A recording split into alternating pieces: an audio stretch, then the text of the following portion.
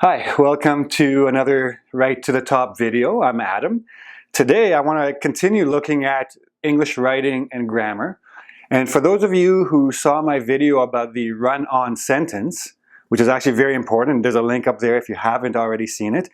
This is a complementary video because the two ideas go hand in hand. So today I'm going to look at sentence fragments or incomplete sentences. Like the run-on sentence, it's a very common problem that people have when writing. And again, native speakers, they make this mistake as well. It's not only non-native English users. It's very important to recognize sentence fragments. It's very important to recognize run-on sentences. Okay? Sentence fragments, however, should be a little bit easier to recognize, and we'll see why. So first of all, what is a sentence fragment? First of all, a sentence fragment is something that looks like a sentence. You have a capital letter at the beginning, you have a period at the end, but what you don't have in between those is an independent clause. And when you don't have an independent clause, you don't actually have an English sentence, okay? So very important to make sure that every sentence in your writing has an independent clause with a subject and a verb. And sometimes people are missing either the subject or the verb. Sometimes they're missing both. And we're going to look at some examples. Now keep in mind, when you have an incomplete predicate, means that you have most of the independent clause. You have your subject and your verb, but your predicate, the thing that ends it, your object, your complement, your adverb, something is missing there. And when you have an incomplete predicate, technically you still have an incomplete sentence. And we're going to look at examples of that as well. So let's start with the incomplete predicate. And the most common situation, the most common error that people make is that they don't know the difference between a transitive and an intransitive verb. Now, a transitive verb is a verb that must take an object. If it doesn't have an object, it's incomplete, okay? Education has become very expensive and not every student can afford. So what you have here, you have one independent clause. So technically you have a sentence. So you might not realize that this is an incomplete sentence because then you have your coordinating conjunction, your and, followed by another independent clause with student and can afford. What you don't realize, or what some people don't realize, is that the verb afford must take an object to be complete. Without it, the reader is left, not every student can afford what? Okay, so that what is your object. So how do you fix it? Add it, okay? Very simply, let me get rid of these. Add the object to the transitive verb afford, and you have a complete sentence, no problem. Otherwise, technically an incomplete sentence. Now, the most common situation in which people have sentence fragments is when they have a very long sentence and they lose control of it. Now, before I explain it, take a second. If you want, you can press pause on your video player, read the sentence, and try to figure out what is wrong with it. And all the examples I'm giving you are taken from actual essay samples that people have sent me for assessment, okay? So look at it, and then I'll explain to you what the problem is. Once these drivers, okay, so you're starting with once, who break laws, you have an adjective clause, receive strict punishments. So these drivers is the subject, but this once, you're making this into a dependent clause, an adverb dependent clause. Receive punishments such as fines, revoked licenses, even jail time, which will be like an alarm to watch. So now you have another adjective clause. So what is missing here is an independent clause. And generally the problem is right here. This is where the person lost control of the sentence.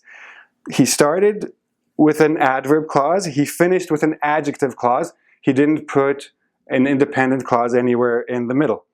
Oh, well, sorry. So let me get rid of these. So now how do I fix this? Very simple. Put a subject. Get rid of the adjective clause, make an independent clause.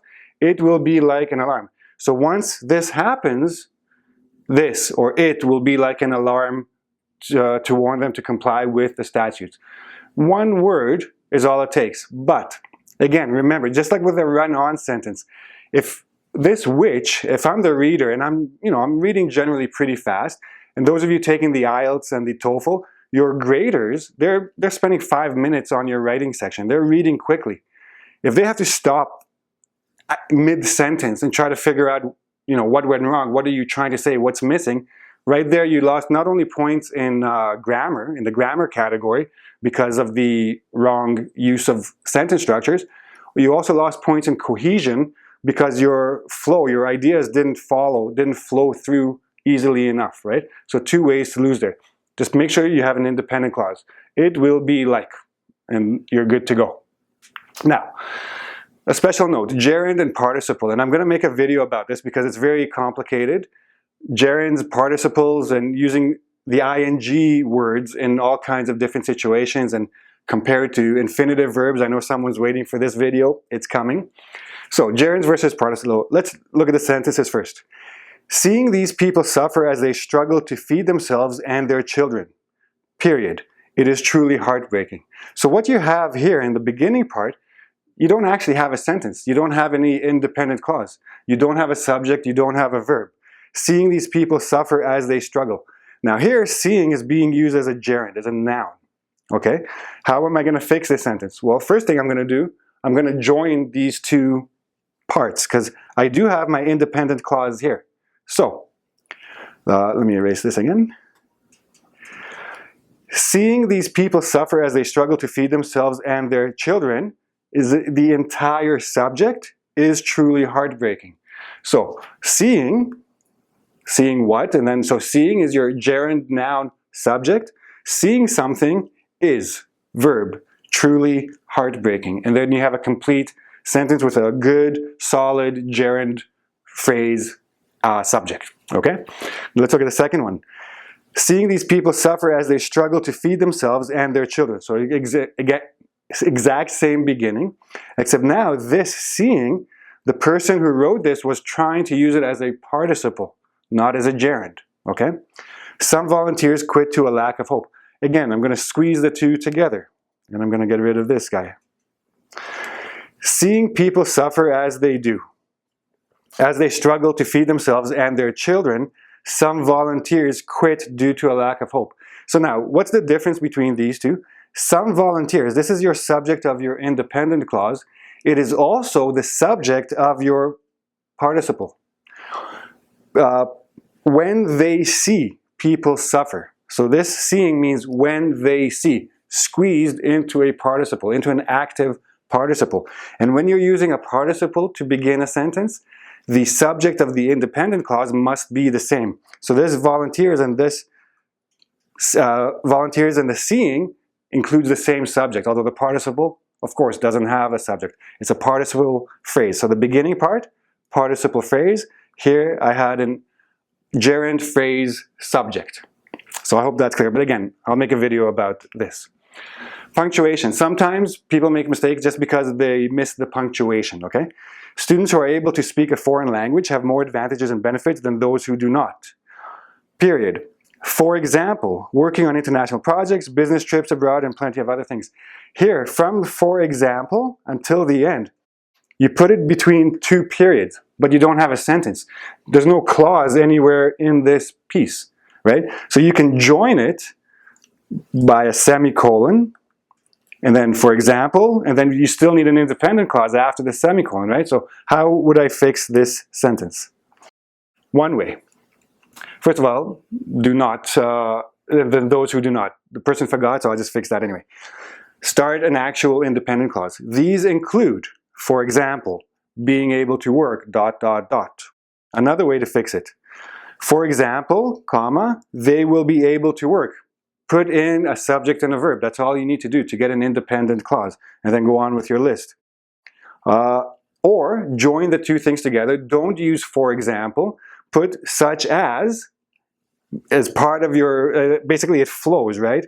It flows into. So I go from here, comma, I go into my list of examples, and this whole list is part of the original independent clause, and you have a complete sentence, and there's no problem there. Okay? So that's the ways to fix it. Be careful about punctuation. Periods means you've ended a sentence. Make sure that what comes after is a new sentence.